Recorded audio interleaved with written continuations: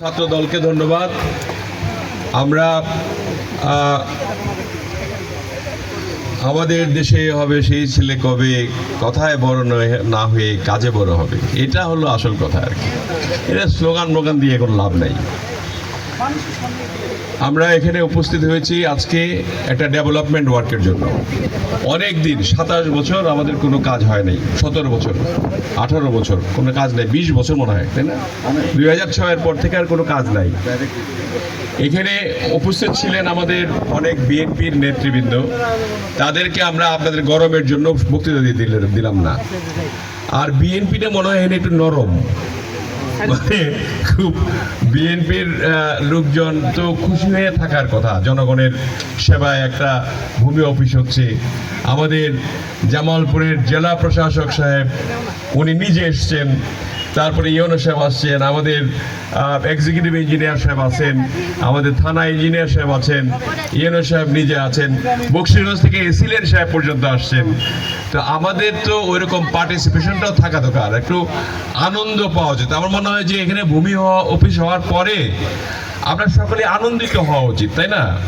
আমরা মানে যে ভূমি অফিস, যেটা ইউনো সাহেব বললেন যে একটা সরকারি স্থাপনা হওয়া মানে ওইখানে কর্মচাঞ্চল্যতা বাড়া, এবং এই কর্মচাঞ্চল্যতার পেছনে আবার অনেকগুলো লোকের কর্মসংস্থানেরও ব্যাপার আছে। সেখানে এই ইউনিয়ন থেকে কর্মসংস্থানের ব্যাপারগুলো হবে। ধরেন কিছু চৌকিদার থাকলো, পিয়ন থাকলো, কিছু কেরানি থাকলো, কিছু অফিসার থাকলো, এরা তো এখানেই কাজ করবে, এদের চাকরিটা এখানে থেকে দেওয়ার জন্য এগুলো ব্যবস্থা করলে পরে ইউনিয়নটার গতি বাড়বে। তো সেই জন্য আমাদের সবচেয়ে খুশি হওয়া দরকার যে আমাদের যে সরকার, কোন দলের সরকার? বিএনপির সরকার, তাই না? বিএনপির সরকার হওয়াতে যে কাজগুলি হচ্ছে, তাতে করে বিএনপির নেতাকর্মীদের খুশি হওয়া দরকার না বিরক্ত হওয়া দরকার? খুশি হওয়া দরকার। এখানে আমার মনে হয় কেউ খুশি হয় নাই, কারণ বিএনপির নেতৃবৃন্দের অনুপস্থিতি মানে একটা খুশি হলে কিন্তু সবাই চলে যায়। দেখেন এই যে ইলেকশনের আগে আমরা গেছি, খুশি মিল্লাত ভাই ইলেকশন করতেছে, আবার বোধহয় আমাদের সেই উন্নয়নগুলি আবার শুরু হবে। 20 বছর উন্নয়ন নাই, সবাই খুশি হয়ে দৌড়ায় গেছে। তো এখন মনে হয় খুশি কম, মানে জনগণ না, নেতাকর্মীদের প্রত্যেকটি জিনিসকে চিন্তা করতে হবে। এই সরকারকে সাকসেসফুল করতে হলে এই তারেক রহমানের যে দুর্বার গতি, এর সঙ্গে মিলে কিন্তু আমরা চলতেছি। আমরা সকাল 7টায় উঠি, রাত 12টায় ঘুমাতে যাই, ঘুমাই আরো পরে।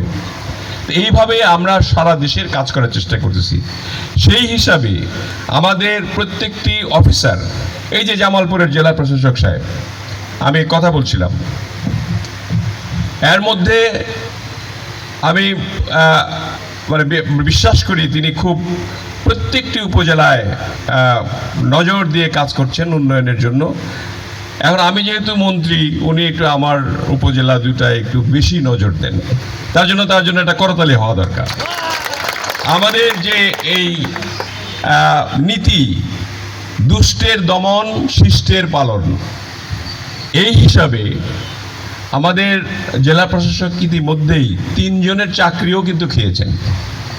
এই যে ভূমি অফিসে যে আমাদের আগে এত বিড়ম্বনা ছিল, খতিয়ান খুলতে অসুবিধা, টাকা দাও, আপনার নাম জারি নিতে গিয়ে টাকা দাও, টাকা ছাড়া কোনো কথা নাই। এই দুর্নীতিটা সহনীয় পর্যায়ে আনার জন্য তিনি কিন্তু অক্লান্ত পরিশ্রম করতেছেন। এই জন্য আমাদের দলের পক্ষ থেকে আপনাকে অনেক ধন্যবাদ, ইউনো সাহেবকে ধন্যবাদ, এসিলেনকে ধন্যবাদ।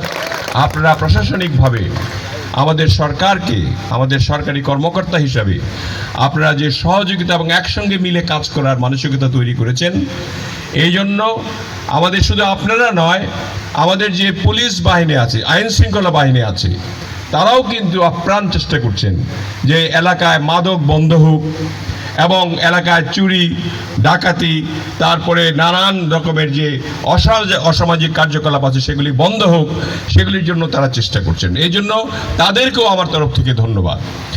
আমরা চাই এখানে এই যে ভূমি অফিস হচ্ছে, তারপরে আরেকটা আপনার ইউনিয়ন অফিস লাগবে না? ইউনিয়ন অফিস আছে? এই 20-30 বছর 40 বছরের মধ্যে কেউ চিন্তা করে না যেখানে ভালো একটা আপনার ইউনিয়ন পরিষদ অফিস। ইউনিয়নের যারা চেয়ারম্যান ইলেকশন করতে চান তাদের কি মনের মধ্যে আশা নাই যে একটা ভালো ভবনে বসে বসে চেয়ারম্যানই করবো? আছে তো?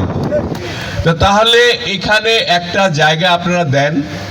আজকে যেমন ভূমি অফিস কন্ট্রাক্টর সাহেব আছেন নাকি এখানে? আছেন? কন্ট্রাক্টর সাহেব আসেন একটু, আপনি এদিকে আসেন, স্টেজে আসেন আপনি, কারণ আপনি কাজ কবে ধরবেন এটা বলে যেতে হবে। আপনার এখানে আমাদের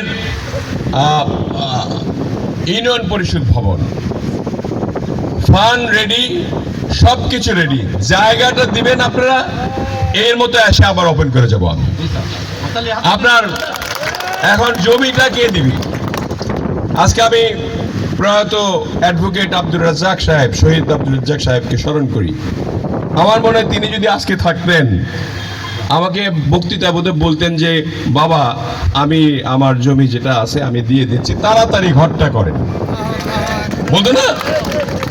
এখন তার যে উত্তরসূরি ভাইরা আছে তারা কিছু বলে না, কিন্তু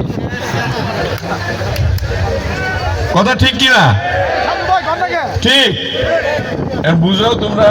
এই যে সাজু সাহেব আমাদের সাধারণ সম্পাদক বিএনপির, ওনাদের জমি আছে না এখানে? জমি দিতে পারেন একটা? আমি পারলে পরে আমার নামে যা যা করবেন, আমার যা জমি আছে সব দিয়ে দিব আমি, তাই না? দেখেন আমার একটা এই যে বাঁধের সঙ্গে এই পাশে প্রায় 80-90 বিঘা জমি আছে আমাদের এক দাগে। আমি বলছি আল্লাহ তাআলা যদি রহম করে একটু স্বস্তির হলে পরে এটাকে আমি ওয়াকফ করে দেবো, ওখানে যাতে একটা মসজিদ হয়, আমাদের ভালো ঈদগাহ মাঠ নাই, একটা ভালো ঈদগাহ মাঠ হয়, একটা দাতব্য চিকিৎসালয় হয়, যাতে করে একটা ডাক্তার একটা নার্স থাকে, গ্রামের যে চরের অঞ্চলের লোকজনরা হঠাৎ করে অসুস্থ হয়ে আসে তাৎক্ষণিক সেবা দেওয়া, একটু স্যালাইন দেওয়া, কিছু মাথা ব্যথার ওষুধ দেওয়া, মানে প্রাথমিক চিকিৎসাগুলি যেতে পায় ওখানে। তারপরে ওইখানে একটা এতিমখানাও করতে হবে, যাতে করে এতিমরা আর এই অসহায় অবস্থায় না থাকে আর কি। আমি এটা চিন্তা করছি যে আমার সবগুলো আমি দিয়ে দেবো। তা আপনারা কিছু দেন, আপনারা তো একটা ভবন হওয়ার জন্য আপনারা 3 ভাই 4 ভাই আছেন, আপনারা মিলে দেন একটা জায়গা। আমাদের তো এই জায়গা আছে, কিন্তু এটা হবে না। হবে না কেন? সুন্দর লাগে না, কম আছে। আপনার কি 50 শতক জমি নাই? এক জায়গায় তো টাকা লাগে। এখন 50 লাগবে না, উনি বলছে 33 শতক হলেই হবে। দেন, ভবন হবে 4 তলা, এটা ছাড়াও আরেকটা ভবন হবে 4 তলা। তাহলে 4 তলা ভবন পাচ্ছেন, ভূমি অফিস পাচ্ছেন, চিকে জানি এটা উন্নত হয়ে যাবে না? তারপর রাস্তাঘাটগুলি তো আমি দিয়েই দিছি। এবং সবচেয়ে বড় জিনিস হলো, আপনারা শুনে খুশি হবেন যে আমাদের এখানে যে নদী ভাঙ্গনের যে অবস্থা ছিল, কেউ এর ব্যবস্থা নেয় নাই। আমি আল্লাহর রহমতে প্ল্যানিং কমিশনে পাশ করে অর্থ মন্ত্রণালয় পর্যন্ত পাশ করাই নিছি। এখন একদিকে যাবে আর আপনার বাচ্চা শুরু হবে, বিরাট ব্যাপার। এই কাজটা করতে পারলে আমি মনে করি যে আমার দায়িত্ব থেকে আমি অনেকাংশে নিজেকে আমি শেষ করতে পারলাম।